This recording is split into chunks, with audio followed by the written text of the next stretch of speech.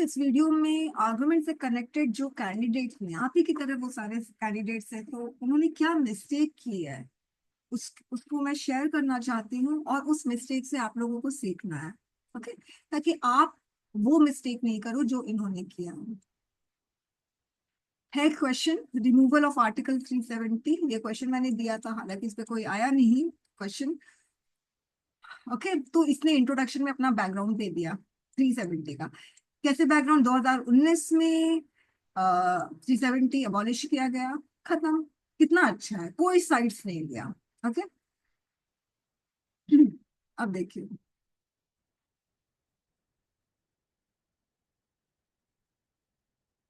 अब इसने क्या किया। Change the Jammu and Kashmir into a union territory is a violation of article because the bill was not sent to the president by the state legislative assembly।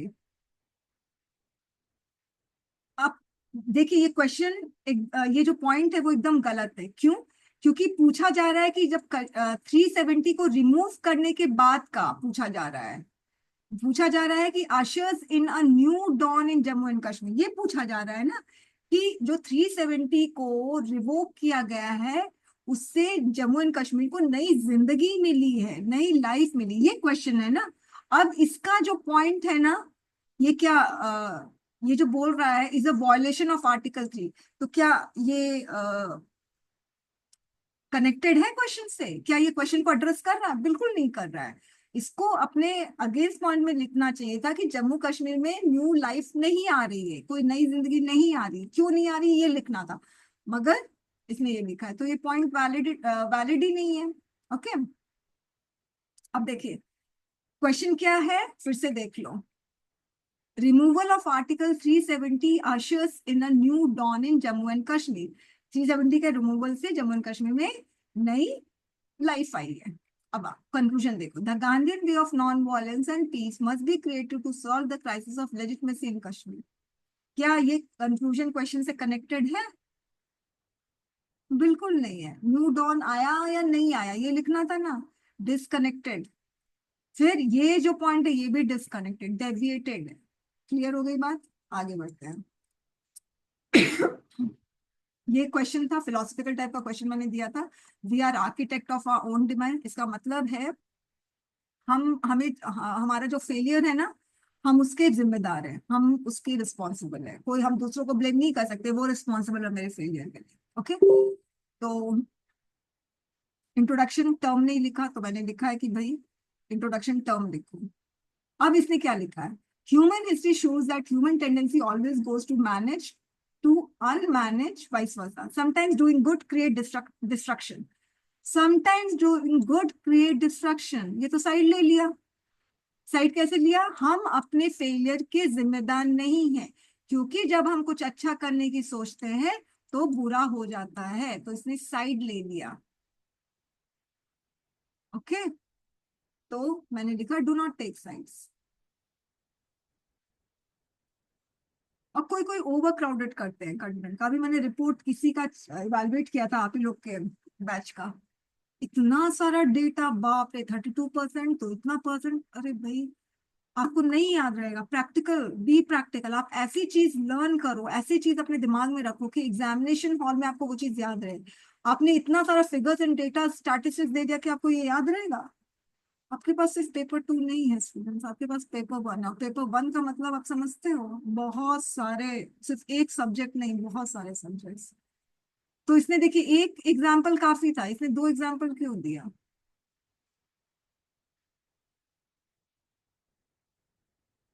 अब ये देखो, although industry makes bad effect on nature but is essential for growth and development. Question क्या है? हम अपने failure के खुद जिम्मेदार हैं। अब ये बोल रही है कि industry makes bad effect on nature but it is essential for growth and development, human lifestyle is progressing so demand is also increasing, innovation is demanding. पता नहीं। Deviation, deviation, you are not countering the argument question. 2 marks में देंगे। रोहित बहुत प्यारा बच्चा, बहुत hard working बच्चा, इसका नहीं क्लियर हुआ सीएपीएफ, ठीक है, मानती हूँ, मगर इसका मतलब ये नहीं है कि ये इंटेलिजेंट नहीं था, हार्ड वर्किंग नहीं था। आपके आपको राइटिंग से भी समझ में आ रही है, बहुत अच्छा बच्चा था। ठीक है, इसका आप आर्गुमेंट देखो। क्वेश्चन है, it is high time to recognise right to work in India. तो कितना अच्छा लिखा है, हल्का फुल्का है। 10 मिला है। मैं तो 10 बहुत कम देती हूँ, ठीक है ना, डर डर के मैं मार्क्स देती हूँ कि मुझे, मतलब मैं आप लोगों को फ्लैटर नहीं करना चाहती हूँ। 15, 18, 12 ये सब देकर मतलब फ्लैटर हो जाते हो, ओ देखो मेरे को इतना मार्क्स मिला, फिर बाद में, है ना। तो एकदम फैक्ट फैक्ट मार्क्स देखकर आप एकदम फ्लैटर हो जाओगे तो वो काम नहीं करना है।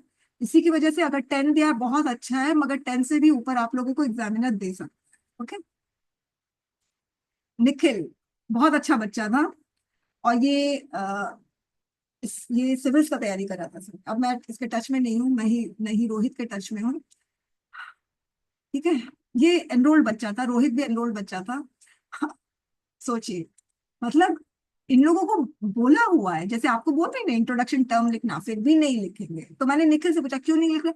मैम एक फैकल्टी ने कहा इंट्रोडक्शन टर्म नहीं लिखने। मैंने कहा तुम यहाँ पर हो ना, तुम मेरी बात मानो, इंट्रोडक्शन टर्म लिखो। ओके। अब ये लिख, जो भी है, was enacted due to extraordinary circumstances। क्यों इनैक्ट हुआ ये सब लिखने की जरूरत नहीं है, सीधे आर्टिकल 370 को रिवोक कर दिया गया, बात खत्म। ओके। अब इसने क्या किया है, देखिए इसने सबसे बड़ी गलती की, फॉर को काउंटर कर रहा है अगेंस्ट में। मैंने क्या कहा आपको, क्वेश्चन के फेवर में और क्वेश्चन के अगेंस्ट में लिखना है, राइट। निखिल ने क्या गलती की, फॉर में जो पॉइंट है फर्स्ट, उसको उसने अगेंस्ट में काउंटर किया यहाँ पर। अब देखिए इसने फॉर में लिखा, removal of article 370 will give impetus to private sector industry, now they can hold and dispose property in state, this will bring FDI investment। Okay, against me, private investment, FDI one of the factors for development, but not only the factors for development, even Bihar में ऐसा ऐसा होता है, मगर बिहार देखो कितना under developed है, counter किया। मगर 370, कश्मीर, न्यू डॉन सब खत्म, कश्मीर है ही नहीं। क्यों ये ऐसा क्यों हुआ, क्योंकि इसने क्वेश्चन को काउंटर किया, सॉरी उसने आर्गुमेंट का फॉर पॉइंट को काउंटर किया है, क्वेश्चन को नहीं। ठीक है, तो इसलिए फॉर पॉइंट में आप जो लिखो लिखो, मगर क्वेश्चन को काउंटर करना याद रखना अगेंस्ट में। ठीक है, तो मैंने लिखा अगेंस्ट लूज फॉर गुड। आगे देखिए, इसने साइट्स लिया है, इसने भी इंट्रोडक्शन नहीं लिखा है। Plastic pollution poses, plastic should be banned. Okay, ये लिखा है। अब इसने लिखा है plastic pollution poses serious severe threat to the environment, life, human health. While plastic is convenient and widely used, it is non-biodegradable. Nature causes long damage. Sites ले लिया ना। थ्रेट टू एनवायरमेंट है तो शुड बी बैन, यानी for में लिखना है ना इसको, तो साइट्स नहीं लेना है। हाँ, अगर ये लिखे प्लास्टिक बायोडिग्रेडेबल है, मगर ये कॉजेज डैमेज, ये लिखने की जरूरत नहीं है, ये लिख सकते हैं। ओके, या आप लिखो ना कि प्लास्टिक को ऐसे से बैन करने का गवर्नमेंट ने ना इनिशिएटिव लिया है। ओके, हालांकि नहीं लिया है, मगर आप लिख सकते हो अगर लिया है तो। फाइन। देखिए बैन करने का इनिशिएटिव ले लिया था गवर्नमेंट ने, मगर फिर बैन नहीं करवा पाया। फाइन।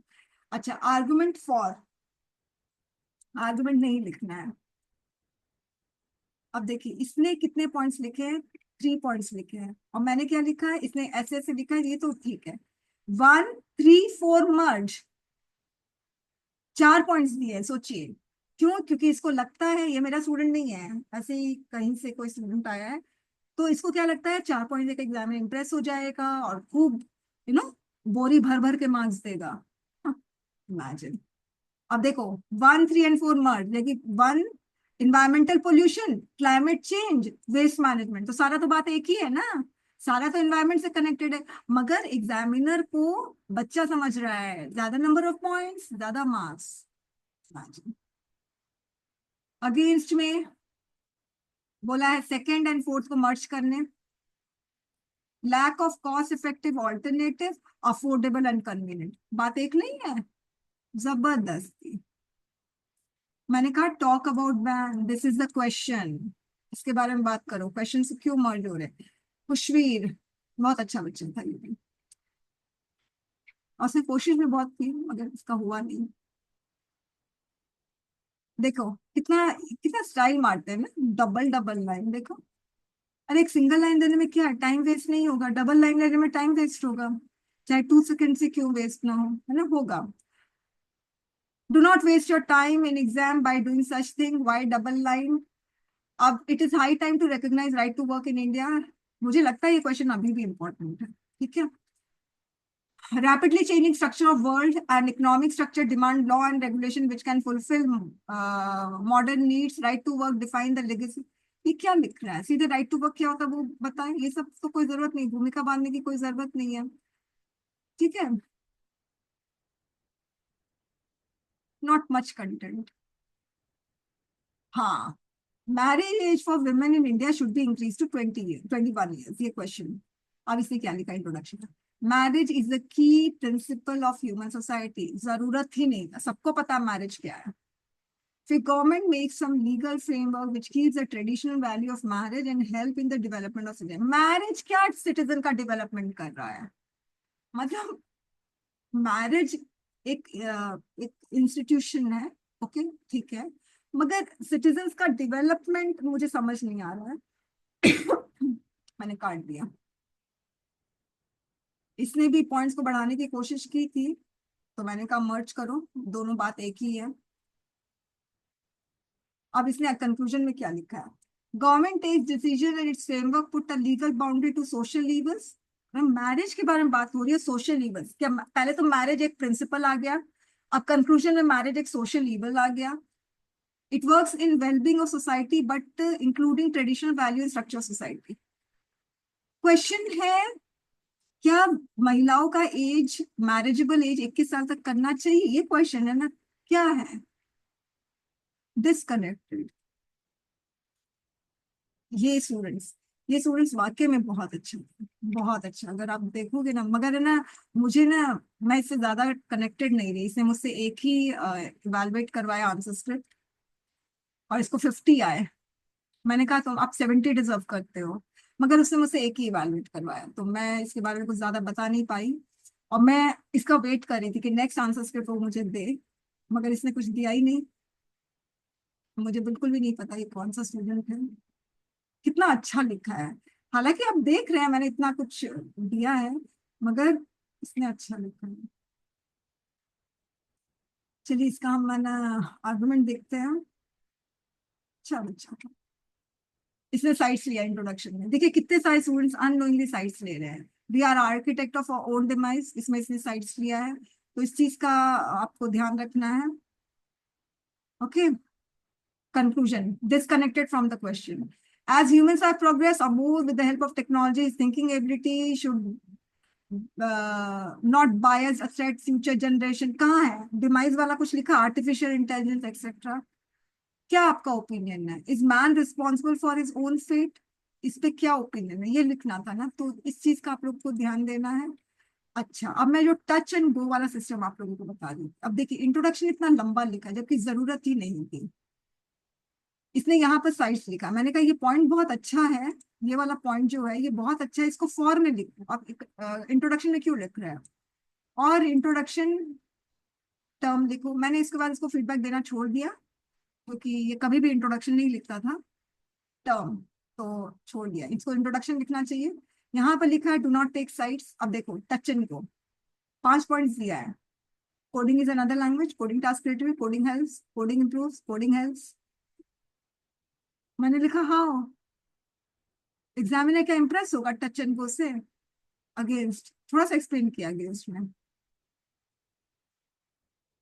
ठीक है। गुड अटेम्प्ट, क्यों गुड अटेम्प्ट लिखा है, क्योंकि इसका अगेंस्ट का पॉइंट फिर भी ठीक था, मगर फिर भी उसको 3 मिले, और मार्जिन के बाहर लिख रहा है, देखिए। तो ये जो ना टच एंड गो सिस्टम मत रखना, स्टूडेंट्स 2 पॉइंट रखो, 3 पॉइंट रखो, काफी है, ओके। अच्छा अब मुझे बताइए कोई क्वेश्चन है आप लोगों को, कोई भी क्वेश्चन पूछना है, एनी क्वेश्चन, ठीक है, मिलते हैं फिर। आप लोग कल आप लोगों को, कल शनिवार, कल क्या है, संडे है ना?